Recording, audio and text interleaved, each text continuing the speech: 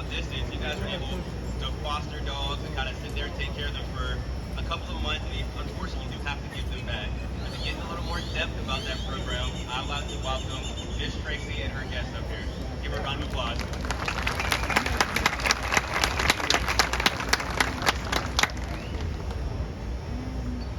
Hey everybody, you hear me okay?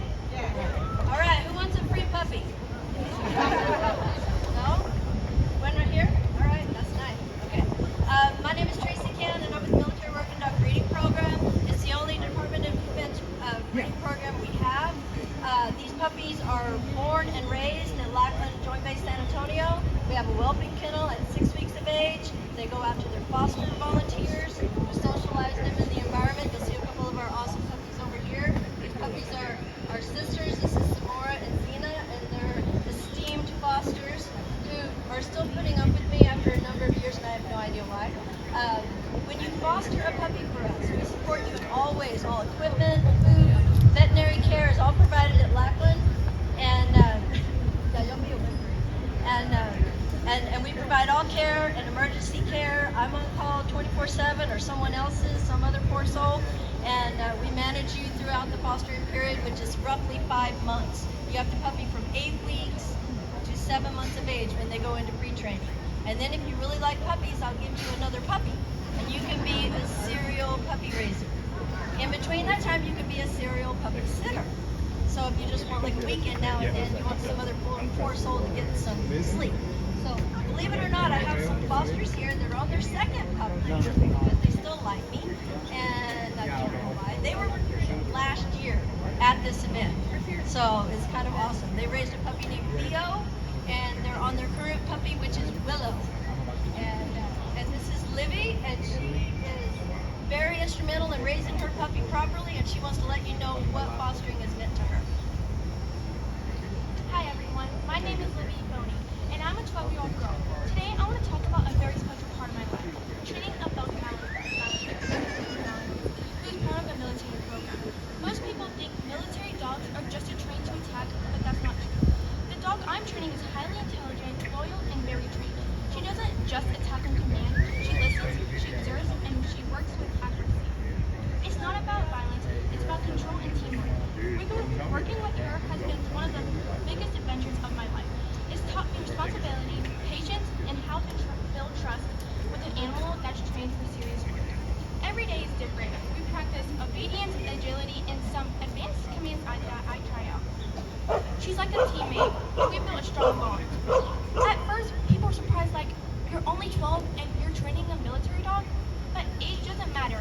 When you're dedicated and passionate, I've learned that when you put in the work and show respect, even a military trained dog will treat like a leader.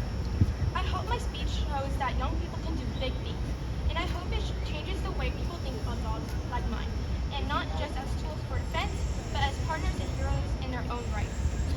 The point I'm trying to get at is that if you have a children and you can still have a Belgian Malinois trainer dog, it'll be challenging at first, but it gets better. Thank you.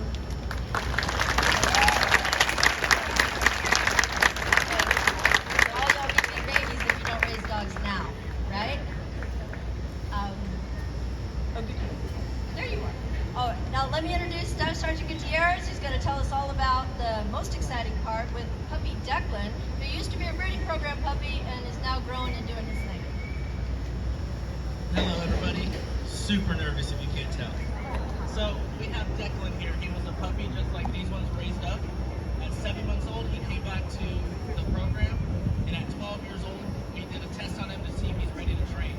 So we accepted him, and we put him through rigorous detection hours, so finding substances that we cannot see. That's the biggest part of our dogs, is finding what we cannot find. If that was the case, the dogs would be useless to us. So this dog was trained in explosives, but right now we're going to show you some bite work. We have Staff Sergeant Smith over here with the bite sleeve on, and we have Sergeant AK over here as our safety. We're just going to clear the pad here. We don't want anybody to get bit accidentally. But you see the dog sitting down here next to Sergeant Brantley here, right? This is called our field interview. So this is for, let's say we're coming across a subject in the field. We need to have our dog remain control so we can see what they're doing.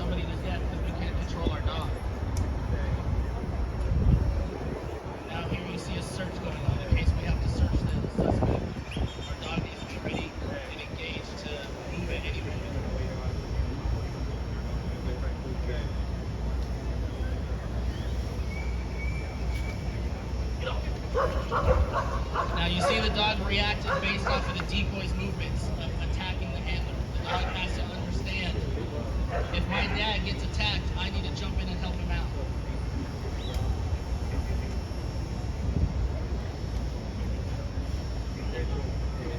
So the next phase is going to be a standoff, we call it. Let's just say we release our dog and the suspect gives up out of nowhere. We do not want our dog to bite somebody who is willingly deciding to give up to us.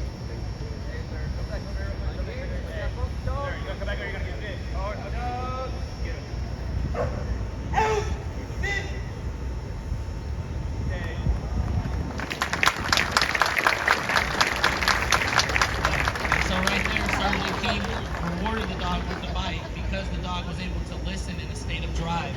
It's very hard for dogs to do when they're very emotionally aroused. For him to actually hear the handler ask him to stop moving, it's really big for a dog. All right, and that's it. So we'll go ahead and let the dog have the reward. Yep. And then right now, I'm going to introduce you to Staff Sergeant Ellison, who's going to talk to you about adopting some of the dogs that are able to be adopted out.